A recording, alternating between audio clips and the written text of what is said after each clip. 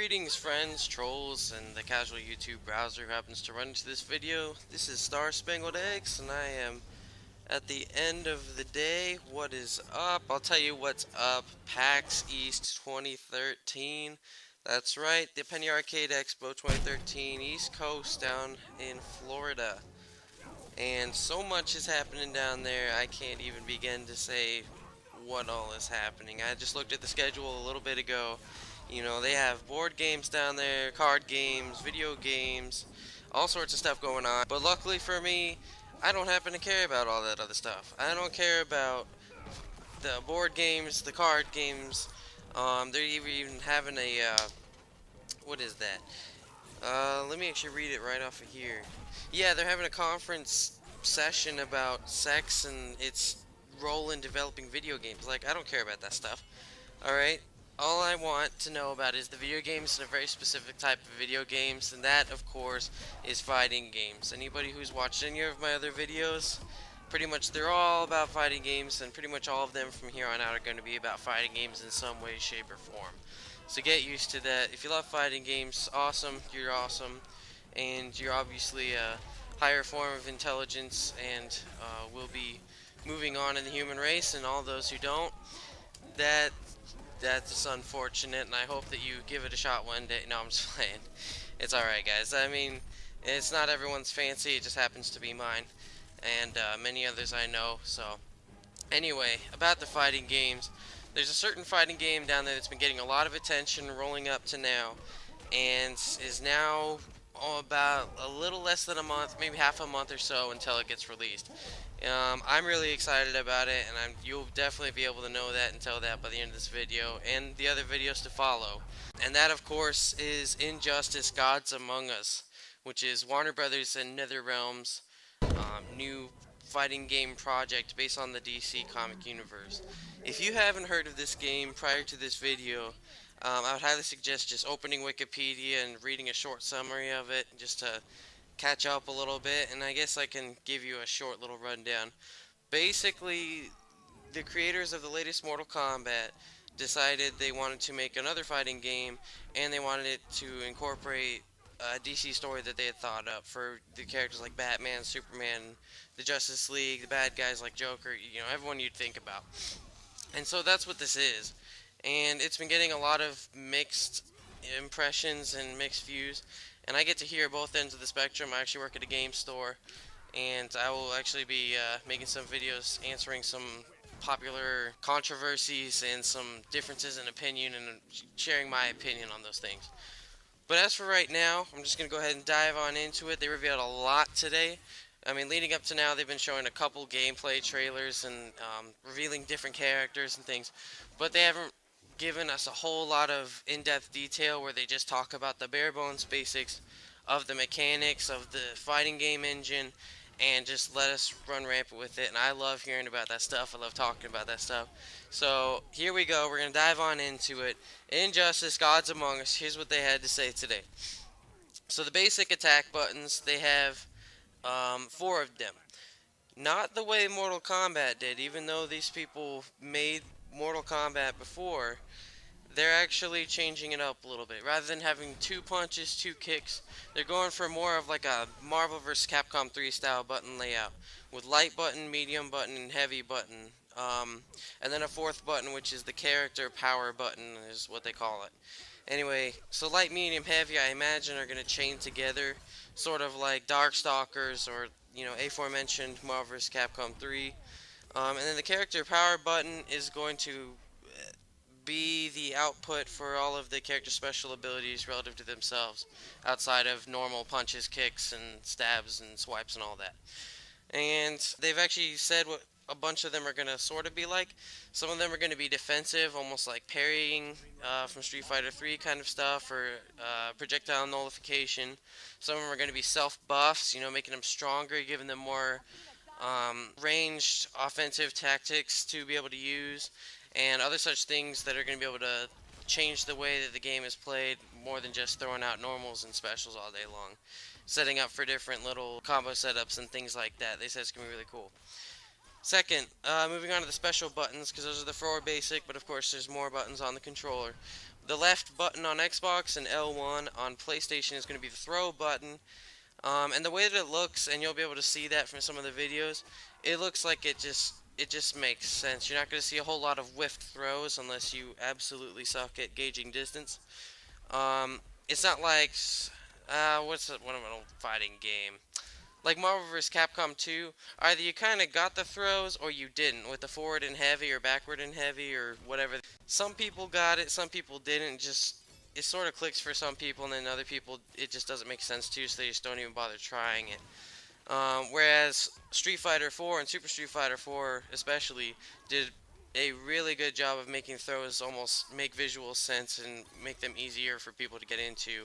But of course, that made the game very throw heavy, and people had mixed opinions on whether that was good or bad. So, anyway, moving on. Right button in R1 is the background interaction button. It's not really called that. They haven't released a title for what the button's officially called.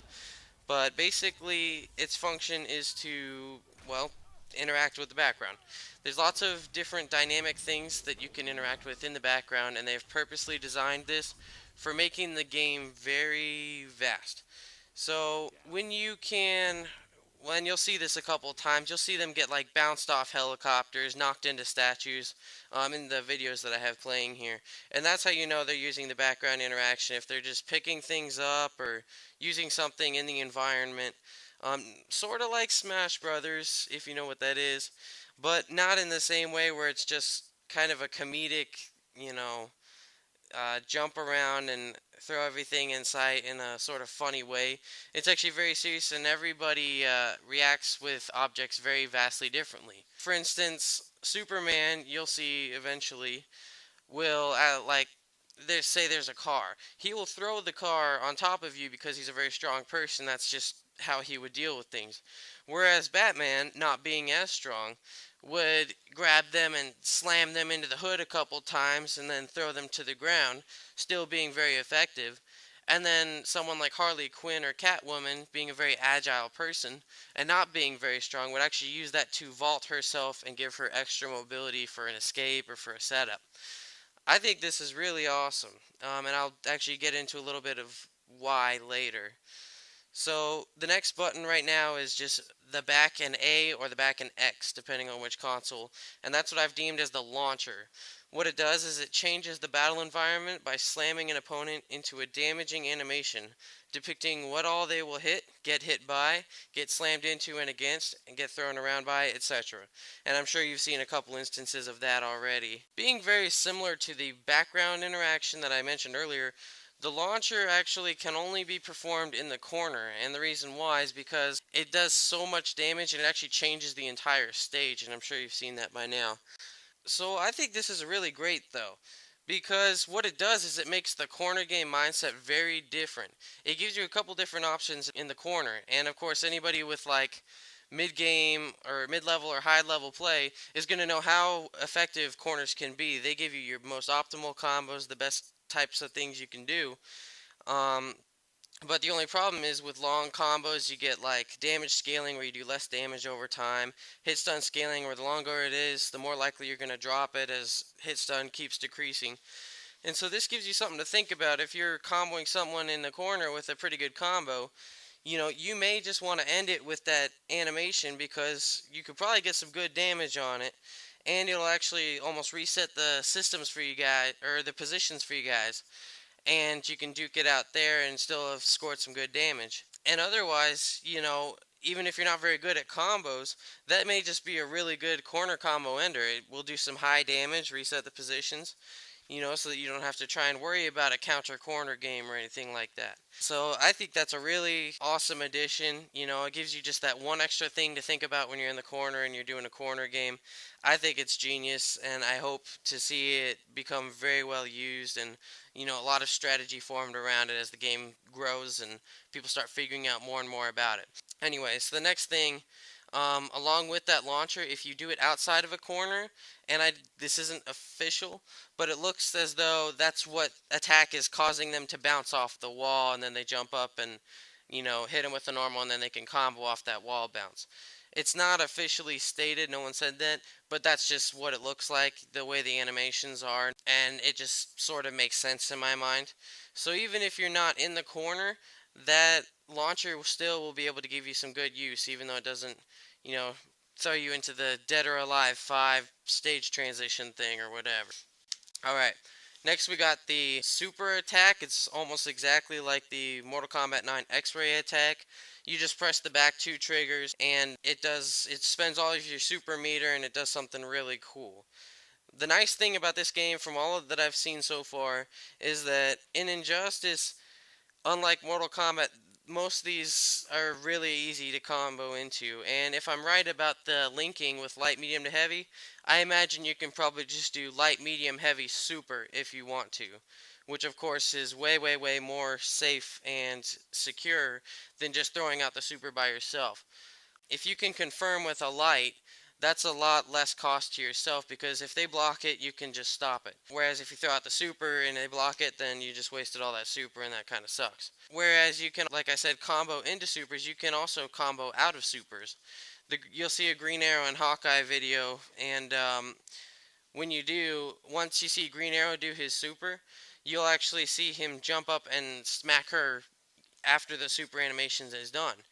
And that's sort of a rare thing. I don't know how many characters they're planning on letting have that ability, but I always thought that was one of the really neat things about characters in Marvel vs. Capcom 3 or anything. If they had that special ability, it always looked really pretty, and it just lets you do some pretty decent damage. Alright, so attacking in general, you would think it'd be going with the D-pad directional style input moves like they use in normal Mortal Kombat. You know, they do the down and the forward and kick, or, whatever. But what they've actually done to make it a little more approachable from a regular person standpoint instead of just catering to the Mortal Kombat veterans is they've actually incorporated the Street Fighter-esque circular joystick directional move input style as well. And I think that's a great idea. I mean, not just because I am a Street Fighter person and I happen to be used to all the fighting games with circular movements, quarter circle forward punch or half circle back kick or whatever. But I think that allowing them to be able to, it just makes sense. We're really used to rolling the joystick from all sorts of other games, Call of Duty, um, the Uncharted. I love Uncharted a lot. Dead Island. It almost makes sense because it rolls along the outer edges of the controller. It just makes sense to be able to just use that as your motion instead of having to press down and then forward, almost like a D-pad. Because I know some people do like the D-pad, and I know a lot of Xbox people hate the D-pad. So, as far as I can tell, that is just overall intelligent that they would open it up because they don't say you have to use one or the other. They give you the option to pick both. And I think that is creative genius, actually. It's going to open up the fighting game to a lot of other people who are coming from games like me, from Street Fighter, to try out that stuff. And, it still caters to the Mortal Kombat fans if they want to use the other form of directional input. So everybody wins in this instance. And it's not as silly as like Marvel vs. Capcom 3 where they have the simple mode where it just makes it like really, really, really simple. Another thing they did to sort of make it a little more accessible and a little bit more resembling of common day fighters is they actually took out the blocking button that is very reminiscent of Mortal Kombat. Rather than having a button to block, you just hold back to block like in most other 2D fighting games, whether it's Blaze Blue or whatever. Most other games you just hold back to block. And I remember myself being very frustrated playing Mortal Kombat because I'd always be holding back, intending to block and thinking I was gonna block, and then I get hit, and then I just, oh man, there's that silly block button. And then Soul Calibur also, I'd mess up on that all the time because it's a very rare thing to have a blocking button these days. So I think that it's great that they're finally allowing for the more traditional style because I think holding back to block is the way to go for fighting games forever and ever, and I hope it never stops.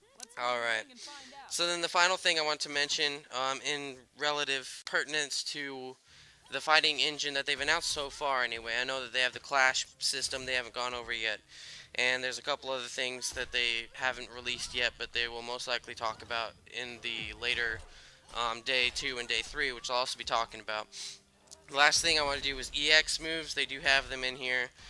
They cost a fraction of your super bar, and they just basically buff certain attacks that your characters have. They add like an extra hit or give it different properties or something like that. But in closing of this first video, I would just like to say I think that they've made some really good changes, and I think especially when you see what modes and things are in the game, if the whole mechanics of the system aren't really your fancy, definitely check out what they've got. They have actually added a lot of new things that break the bonds and barriers of the normal fighting game formula that we've sort of grown accustomed to. Every fighting game has like arcade mode, time trial, etc. But this one goes far above and beyond, and even impressed me. So I have no doubt that it will at least make you raise a brow at what new things they've brought to the table for us. Anyway, this is Star Spangled Eggs. I'm signing off on this video, but definitely watch the second part. And there's just some really cool stuff in there that you guys need to know about. And that will conclude part one of my day one analysis. If you're not one of those people who really dives into that and doesn't so much care about that as much as what else is in the game, my whole part two is about all the modes and stuff they've announced. What's the multiplayer gonna be like? How many different ways are there to play? How many characters are there? And I get into all that stuff in part two, so definitely check that out. I think you'll actually be surprised with what all they've brought to the table here. They worked very closely with not only the pro community and the fighting game community, but with just the general fans, just listening to what they wanted, and they've actually done a really, really good job trying to cater to those needs. They go above and beyond the normal fighting game formula we've grown accustomed to. So